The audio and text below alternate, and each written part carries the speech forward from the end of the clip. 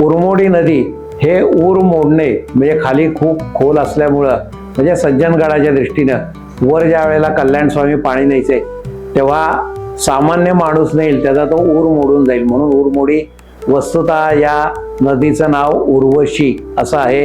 या ठिकाणी सज्जनगडच्या अनेक आठवणी आहेत। तर हा उरमोडीचा संगम काशेड इथं आहे। या ठिकाणाहून या संगमाचं दर्शन घेऊन आपण पुढे जातो, त्यावेळेला आपण उंब्रज या ठिकाणी पोहोचतो। उंब्रज या ठिकाणी तारळी नदीचा संगम आहे। तारळे या गावातून येते म्हणून याचं नाव तारळी, वस्तुतः हिचं नाव काळगंगा असं आहे। तारळी नदीच्या काठीच किंवा त्या परिसरामध्ये चाफळ हे एक देवस्थान आहे, त्याप्रमाणे पालीचा खंडोबा सुद्धा इथं आहे, त्याचंही आपण अवश्य दर्शन घ्यावं। तसंच उंब्रज मध्ये समर्थ स्थापित मारुती आहे, त्याचंही आपल्याला दर्शन घेता येतं। पुन्हा उंब्रजचा जो परिसर आहे या ठिकाणी कृष्णा नदी फार मोठी आहे, परंतु इथं सुद्धा फार मोठे घाट किंवा देवळं नाहीयेत।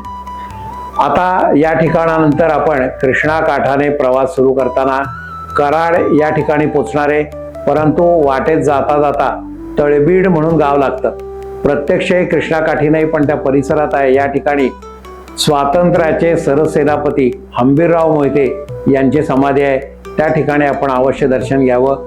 ही सर्व दर्शन घेऊन आता आपण कराडच्या प्रीती संगमाकडे वळूया। धन्यवाद, नमस्कार।